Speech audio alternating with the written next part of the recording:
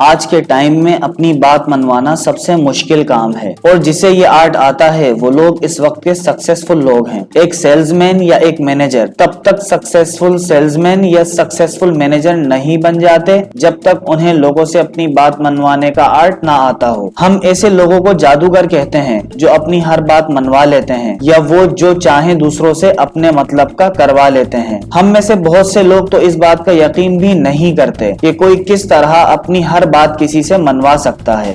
इस बुक को पढ़ने से पहले मैं भी यही सोचता था, लेकिन इस बुक को पढ़ने के बाद, इसमें दिए गए प्रिंसिपल्स अपनी लाइफ में अप्लाई करने के बाद मुझे भी यकीन आ गया कि हम किसी को भी किसी काम के लिए परसुएट कर सकते हैं। और इसमें काला जादू जैसा कुछ नहीं, बस कुछ मेंटल ट्रिगर्स और साइकोलॉजिकल ट्रिक्स हैं जिन्हें हम यूज करके किसी को भी किसी काम के लिए परसुएट कर सकते हैं। मैं आपसे रिक्वेस्ट करूंगा कि आप इन ट्रिक्स को किसी गलत कामों के लिए यूज मत कीजिएगा, क्योंकि इसका फायदा आपको शॉर्ट टर्म में मिल तो जाएगा लेकिन आगे आपको बहुत ज्यादा नुकसान हो सकता है। मैं आपको इस बुक सीरीज में वो सारे मेंटल ट्रिगर्स और साइकोलॉजिकल ट्रिक्स बताऊंगा और उनके पीछे की साइंस बताऊंगा जिससे आप लोगों को आसानी से परसुएट कर सकते हैं। So let's start. ऑथर की एक फ्रेंड ने एरिजोना में इंडियन ज्वेलरी स्टोर खोला। समर सीजन में स्टोर टूरिस्ट से फुल भरा होता, लेकिन उसकी फिरोजा जेम स्टोन वाली ज्वेलरी नहीं बिक रही थी। उसने उन ज्वेलरीज को बेहतरीन डिस्प्ले में लगाया, लेकिन वो फिर भी नहीं बिकी। एक शाम जब वो शहर से बाहर जा रही थी तब उसने अपने सेल्स स्टाफ को कहा कि वो उस ज्वेलरी के आगे हाफ प्राइस लिख दें, लेकिन उनके सेल्स स्टाफ को समझ नहीं आया। उन्होंने हाफ के बजाय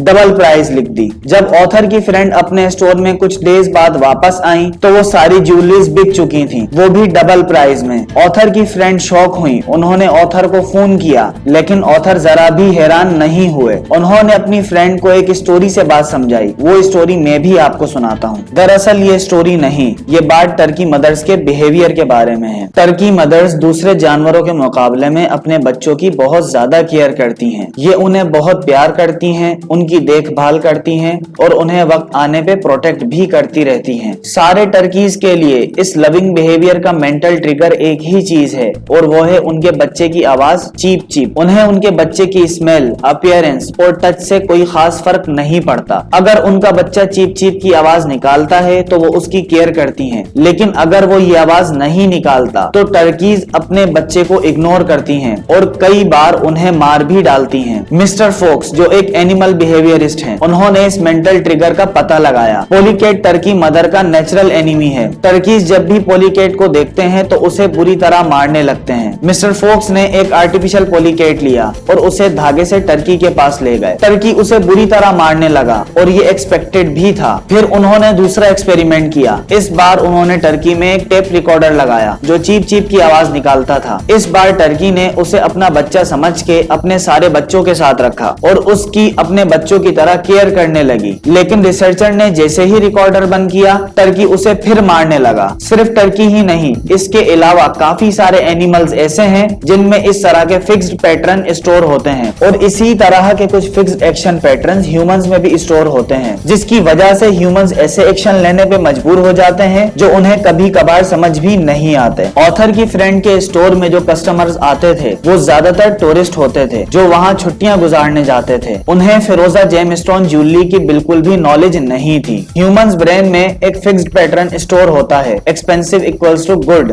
मींस महंगी चीज हमेशा अच्छी होती है। उनके सेल्स स्टाफ की गलती डबल लिखने की वजह से वो चीज एक्सपेंसिव हो गई और टूरिस्ट को लगा कि फिरोजा जेम स्टोन की ज्वेलरी बहुत ही नायाब और अच्छी क्वालिटी की है, जिसने टूरिस्ट को ज्वेलरी खरीदने का एक्शन लेने पे मजबूर किया। दो भाई सिड एंड हैरी की रोस्टन नेबरहुड में एक शॉप थी। जब भी उनकी शॉप में कोई न्यू कस्टमर आता, सिड उसके सामने ऐसे रिएक्ट करता जैसे उसे हियरिंग प्रॉब्लम है। वो कस्टमर को बार बार लाउड बोलने का कहता और कहता कि उसे ऊंचा सुनाई देता है। जब उनके कस्टमर को कोई चीज पसंद आ जाती तो सिड हैरी से उसके प्राइस पूछता। हैरी उसे कहता $42। सिड उसे कहता थोड़ा तेज बोलो, तुम्हें पता है मुझे लाउड सुनाई देता है। हैरी उसे फिर बोलता $42। सिड कस्टमर को ऐसे रिएक्ट करता जैसे उसने $22 सुना है। सिड उसे $22 बोलता और कस्टमर बिना बार्गेनिंग के उससे वो सूट खरीद लेता। यहाँ भी कस्टमर को एक्सपेंसिव इक्वल्स टू गुड ये चीज एक्शन लेने पे मजबूर करती कि मुझे अच्छी क्वालिटी की चीज कम पैसों में मिल रही है। हालांकि वो दोनों भाई उसे $22 में ही बेचना चाहते थे। अगर हम किसी से फेवर मांगे और उसमें कोई रीजन भी ऐड कर दें दें तो बहुत ज्यादा चांसेस हो जाते हैं हमें फेवर मिलने के। Ellen Langer Harvard social psychologist हैं। उन्होंने एक एक्सपेरिमेंट परफॉर्म किया। वो फोटो स्टेट की शॉप पे गईं, जहां लोगों की लंबी लाइन थी। उन्होंने लोगों से कहा, एक्सक्यूज मी, मेरे पास 5 पेजेस हैं, क्या मैं जेरोक्स मशीन यूज कर सकती हूँ? मैं बहुत जल्दी में हूँ। 94% लोगों ने उन्हें आगे जाने का मौका दिया। उन्होंने एक बार फिर ये एक्सपेरिमेंट परफॉर्म किया। इस बार उन्होंने लोगों से सिर्फ इतना कहा, एक्सक्यूज मी, मेरे पास 5 पेजेस हैं, क्या मैं जेरोक्स मशीन यूज कर सकती हूँ? तब उन्हें 60% लोगों ने आगे जाने का मौका दिया। उसके बाद एक बार उन्होंने फिर इस एक्सपेरिमेंट को परफॉर्म किया। उन्होंने लाइन में लगे लोगों से कहा, एक्सक्यूज मी, मेरे पास 5 पेजेस हैं, क्या मैं जेरोक्स मशीन यूज कर सकती हूँ? मुझे फोटो स्टेट करना है। इस बार उन्होंने कोई सॉलिड रीजन नहीं दिया था, ना ही कोई न्यू इन्फॉर्मेशन ऐड की थी। फिर भी रिजल्ट बहुत शॉकिंग था। उन्हें 93% लोगों ने आगे जाने का मौका दिया। यानी कि